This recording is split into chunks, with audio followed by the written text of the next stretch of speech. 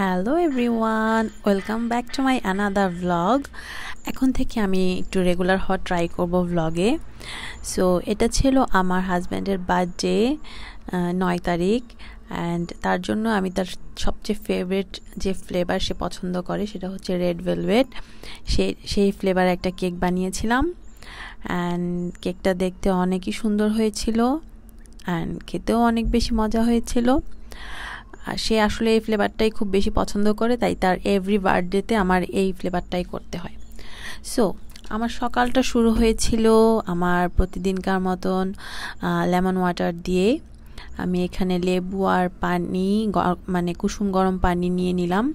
এটা আমি এভরিডে মর্নিংয়ে খাই, তোমরাও খেতে পারো। দেন আমি ব্রেকফাস্ট রেডি করে নিলাম আমার জন্য আর আইমানের জন্য। সিন্স আইমান বাসায় ছিল, সো ওর জন্য আমি ব্রেকফাস্টটা রেডি করে নিলাম। অ্যান্ড এখানে জাস্ট সিম্পল ব্রেকফাস্ট। ওকে আমি দিয়েছিলাম ডিম পোচ আর ব্রেড, আর আমি নিয়েছিলাম ডিম পোচ আর পরোটা। সো অন্য সময় ডিম পোচ করতে কখনোই আমার এত প্যারা হয় না, বাট এখন ভিডিও করছি তাই দেখে ডিমটা উল্টাতেও আমার সমস্যা হচ্ছিল। যাই হোক, এটাই হবে। দেন আমি আমার ডিমটাও পোচ করে নিলাম। অ্যান্ড আইমান আর আমি দুজনই আমরা আসলে রানি ইয়োগ পছন্দ করি, একটু সফট পছন্দ করি। ডিমের কুসুমটা শক্ত হয়ে গেলে আমারও খেতে ভালো লাগে না, আইমানেরও খেতে ভালো লাগে না। যাই হোক, এটা হচ্ছে আমার ব্রেকফাস্ট। দেন ব্রেকফাস্ট সেরে আমি সরাসরি কাজে লেগে গিয়েছিলাম, কারণ হচ্ছে আমার ওই দিন অনেক কাজ ছিল, যেহেতু ওর বার্থডে, ও আবার ঘরের কাজ, ছোট বেবি, সব কিছু নিয়ে। সো সিন্স যখন বেবি ঘুমাচ্ছিল, বেবিটাকে ঘুম পাড়িয়েই আমি আসলে কাজে লেগে গিয়েছিলাম। অ্যান্ড আমি এখানে কেকটা বানিয়ে নিচ্ছিলাম। কেকের আমি ফুল ডিটেলস কোনো রেসিপি দিচ্ছি না, তোমরা দেখে বুঝে নিতে পারবে। Just normal red velvet cake যেরকম হয় সেরকম এ আর কি। আর এই রেড কালারটা আনাটাই হচ্ছে সবচেয়ে বড় ট্রিক্স রেড ভেলভেট কালারের কেকের মধ্যে। যাই হোক, এখন আমি কেকটা মোল্ডে ঢেলে নিলাম অ্যান্ড আমি এটা ওভেনে বেক করে নিব। আজকে কি মনে হলো, প্ল্যান ছিল রাউন্ড কেক বানাবো, বাট কি মনে হলো হঠাৎ করে চিন্তা করলাম ঠিক আছে স্কোয়ার শেপ বানাই। যাই হোক, স্কোয়ার শেপেরই বানালাম ফাইনালি। অ্যান্ড দেন আমি চিকেন রোস্ট রান্না করে নিচ্ছি ওর জন্য। আসলে খুব বেশি স্পেশাল তেমন কিছু না, জাস্ট ওকে একটু স্পেশাল ফিল করানোর জন্য একটু রোস্ট রান্না করেছি, একটু পোলাও রান্না করেছি, আর একটু বিফ ছিল আমার। সো এই তো। দেন আমি এগুলোকে খুব ভালো করে একটু কষিয়ে নিলাম মশলাগুলোকে।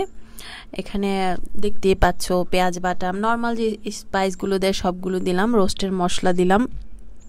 আমি একটু আলাদা করে এক্সট্রা ঘরের মশলা ইউজ করি রোস্টের মশলার সাথে, প্যাকেটের মশলার সাথে। আর আমি সবসময় প্যাকেটের মশলা দিয়েই রান্না করি, এতে আমার জন্য খুব ইজিয়ার হয় অ্যান্ড আমার কাছে মনে হয় যে খুব সুন্দর একটা ফ্লেভার হয়। আর আমার হাতের রোস্টটা ভালোই হয়, নিজের রান্না বলে না, বলছি যে সবাই বলে যে ভালোই হয় আসলে। আর এটা আমি একদম শাহি টাহি কিছু করছি না, জাস্ট সিম্পলভাবে করছি ঘরের জন্য যেরকম হয় এই আর কি। আর হয়তোবা তোমরা হাসবে, কারণ হচ্ছে রোস্টে তো কেউ আলু দেয় না, বাট আমি যখন বাসার জন্য রান্না করি আমি একটু আলু দেই, কারণ আমার পার্সোনালি আলু দিয়ে খেতে ভাল লাগে, সো আমি দেই। এটা আসলে খুব ফানি একটা বিষয় যে রোস্টের মধ্যে আলু, বাট আমার ভালো লাগে সেজন্য আমি দিই। অ্যান্ড খুব অল্প করেই দিই যাতে আমার জন্য হয়, অ্যান্ড দেন দেখা যায় যে সবাই একটু একটু খায়। সো এই তো আমি আমার আলুগুলো যেগুলো কেটে রেখেছিলাম দিয়ে দিলাম। দেন আমি ঢেকে এটাকে একটু ভালো করে কষিয়ে নিলাম। অ্যান্ড রোস্ট রান্নার একটা বড় ট্রিক্স হচ্ছে খুব ভালো করে কষাতে হবে, অ্যান্ড তোমাকে এটাতে টাইম দিতে হবে। যদি তাড়াহুড়ো করো তাহলে কিন্তু রান্না ভালো হবে না। সো দেন আমি এর মধ্যে মিল্ক অ্যাড করে দিলাম, পানিও অ্যাড করা যায়। আমি একটু মিল্ক আর একটু পানি দুইটা মিক্স করেই অ্যাড করেছি। মিল্ক অ্যাড করলে একটু গ্রেভিটা ক্রিমি হয় অ্যান্ড খেতে ভালো লাগে আর কি। সো ফাইনালি আমার কেক ডান, অ্যান্ড দেখেই বুঝতে পারছো কেকটা কি সুন্দর হয়েছে। অ্যান্ড ট্রাস্ট মি, কেকটার ফ্লেভার এত ভালো হয়েছিল।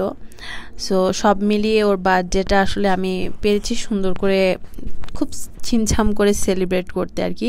অ্যান্ড কেকটা সে তার কাজেও নিয়ে গিয়েছিল তার কলিগের জন্য, সে খেয়েও খুব প্রশংসা করেছে অ্যান্ড বলেছে সে তার নেক্সট অর্ডার আমার কাছে করবে। যাই হোক, এই তো এখানে রোস্টটাও হয়ে গিয়েছে, ডান। দেন আমার পোলাও ডান।